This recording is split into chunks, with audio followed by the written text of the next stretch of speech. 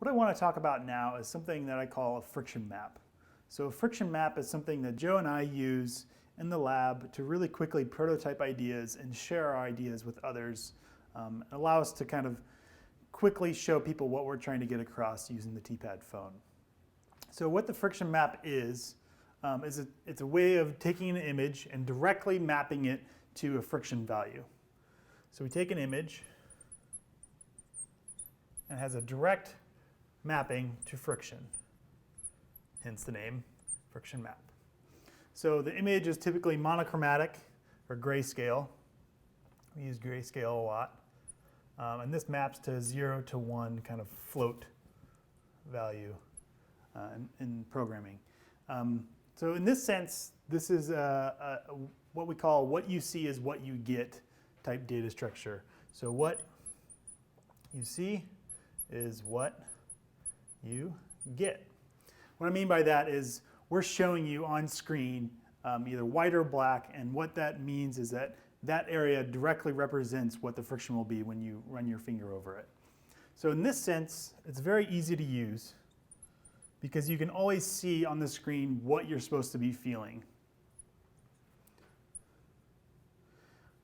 In this sense, it's also really fast to use because using an image editor, you can just edit whatever you see on the screen and load that into the friction map without having to load things, feel them, reprogram, all that sort of stuff.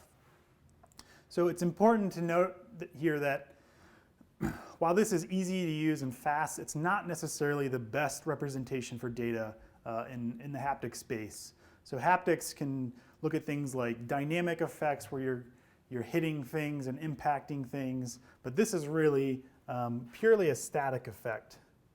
So we basically just load an image, and the entire screen or the entire area of that friction map is one type of effect. We can also do things that are kind of texture-like, what we're calling texture-like. That is, they might not be true representations of physical textures, but they give you feedback that it's like you're feeling some sort of texture. So now let's take a look at what a typical image might be that we load into these friction maps. So here is a black and white image that I just made in an image editor. And we have these 3 white bands with these kind of gradient type things on the edge.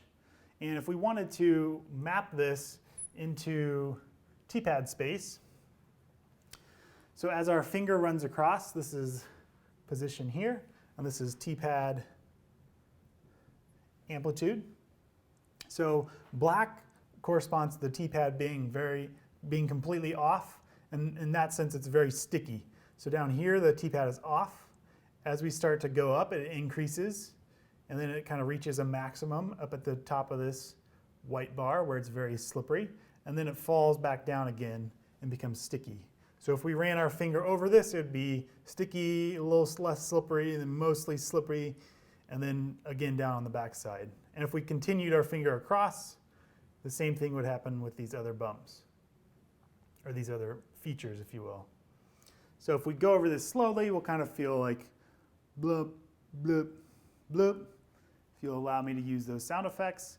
And if we go over it fast, we'll feel like a tick, tick, tick. So the nice thing is that we created this in an image editor with some sense of how it's supposed to feel. So we can also take this same image and actually shrink it down, and without even feeling it, we know that this is probably going to feel like tick, tick, tick, tick, tick, tick, tick, and so on. So we can really quickly, in the photo editor, make this much closer, and it's going to start to feel more like, almost like a texture as we're really quickly going over this. It'll feel like tick, tick, tick, tick, tick, tick, tick, tick. So using this example, this is just one example, but there's plenty of other things you can do in an image editor that we haven't even gone into. So what I want to talk about next is how you can go about using the friction map, both in Android and even just creating images and loading them on the phone, and how this can be useful to you going forward.